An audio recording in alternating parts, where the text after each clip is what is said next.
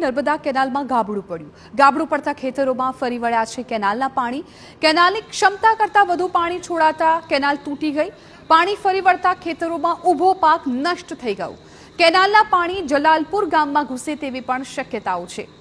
તો જલાલપુરની નર્મદા કેનાલનું ગાબડું તૂટ્યું છે, જેને કારણે એ પાણી ખેતર સુધી પહોંચ્યા છે અને ખેડૂતોનો જે પાક છે એ પાક નાશ પામ્યો છે. ઊભા પાકને નુકસાન પહોંચ્યું ને સાથે સાથે આ પાણી હવે ગામ સુધી પહોંચે તેવી પણ શક્યતાઓ છે. આજુબાજુનો જે નીચાણવાળો વિસ્તાર છે ત્યાં આ પાણી પહોંચતા વાર નહીં લાગે. ત્યાંના સ્થાનિકો અત્યારે હવે હાલાકી ભોગવશે, કેમ કે જલાલપુરની જે નર્મદા કેનાલનું ગાબડું છે એ તૂટ્યું છે, ગાબડું પડ્યું છે કેનાલની અંદર, કેમ કે કેનાલમાં પાણી છોડવામાં આવ્યું પરંતુ પાણીનો પ્રવાહ એટલો વધારે હતો જેના કારણે ગાબડું પડવાની સ્થિતિ આવી ગઈ હતી અને આ જે પાણી છે એ છેક ખેતર સુધી પહોંચી ગયા હતા અને ખેતરમાં પાણી પહોંચતા ખેડૂતોએ જે ઊભો પાક વાવ્યો હતો એ પાક આખો નષ્ટ થઈ ગયો છે.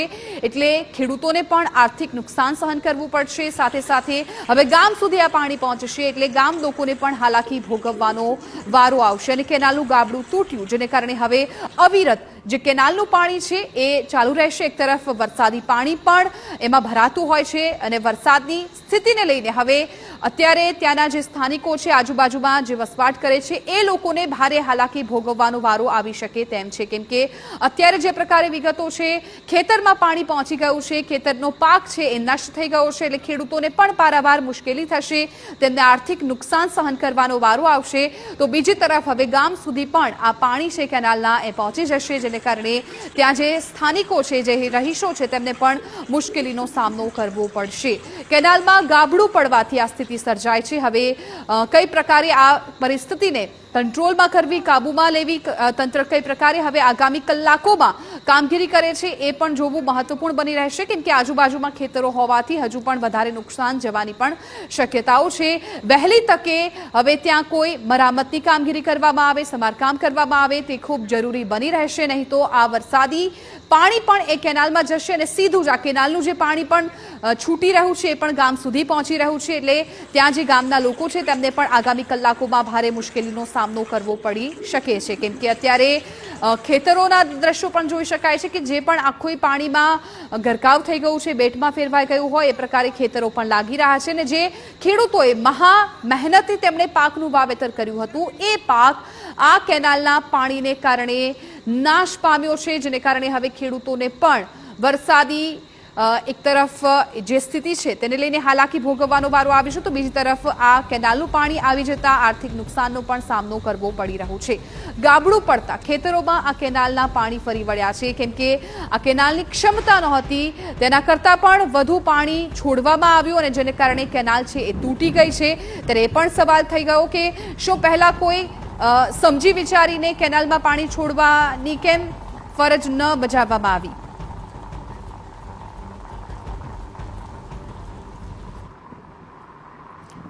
તો અમારી સાથે ત્યાંના સ્થાનિક મયંક પટેલ જોડાઈ ગયા છે.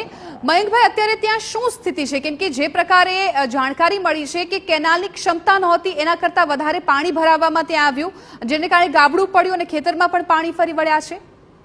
જી મેડમ, અમારા જલાલપુર રાજપુરની જે કેનાલ હતી હવે એની અંદર જે પાણી છોડવાનું હતું એનાથી ડબલ પાણી છોડ્યું અને પાણી છોડવાથી જે કેનાલ ઓવરફ્લો થઈ ગઈ અને જેના લીધે જલાલપુર રાજપુર ગામ તણાઈ ગયા એ પરિસ્થિતિ અત્યારે હાલમાં જોવા મળે છે.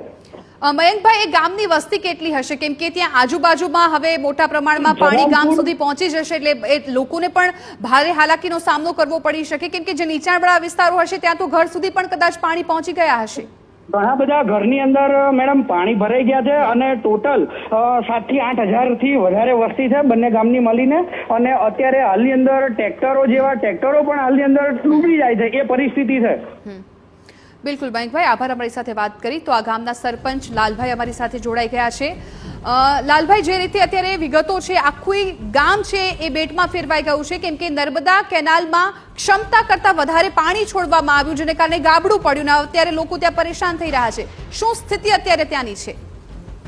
હા, ગામમાં તો અત્યારે હાલ જુઓ તો બસ સ્ટેન્ડમાં લગભગ 3 થી 4 ફૂટ પાણી હશે. અને નીચાણવાળા જે ઘરોમાં પણ પાણી ઘૂસી ગયું છે. લાલભાઈ કેટલા વાગ્યાની આસપાસ આ ઘટના બની? આપ કહી શકો કેનાલમાં ગાબડું ક્યારે પડ્યું? શું કોઈ અધિકારીઓ, કોઈ વ્યક્તિ ત્યાં આવ્યા છે, જવાબદાર વ્યક્તિઓ ત્યાં કઈ પ્રકારની સ્થિતિ છે તેનો તાગ મેળવવા માટે? કેટલા વાગે ગાબડું પડ્યું એ તો કોઈ ખ્યાલ નહીં, પણ સવારના ટાઈમમાં કોઈ બી ટાઈમે થયું છે. કેનાલ ઓવરફ્લો થયેલી છે અને કઈક ગાબડું પણ પડ્યું છે. હા, એટલે લાલભાઈ, હવે એ દ્રશ્યો પણ અમે જોઈ રહ્યા છીએ કે જ્યાં આ કેનાલના પાણી ખેતર સુધી પહોંચ્યા છે અને ખેડૂતોનો પાક પણ બગડી ગયો છે. એટલે હજુ આગામી કલાકોમાં જો આ જ પ્રકારની સ્થિતિ રહી તો હજુ પણ મોટું નુકસાન થઈ શકે ને ત્યાં જે લોકો રહી રહ્યા છે એમના ઘર સુધી પણ પાણી પહોંચી જશે. હા, અને ગામમાંથી કોઈને બહાર જાય એવું પણ નહીં રહ્યું. રોડ રસ્તા બધું જ બંધ થઈ ગયું છે.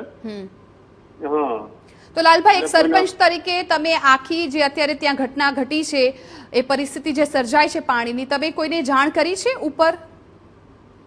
હા, મેં પ્રાંત સાહેબને વાત કરી અને કીધું કેનાલ તૂટી ગઈ છે અને પાણી ગામમાં ઘૂસી ગયું છે એનું.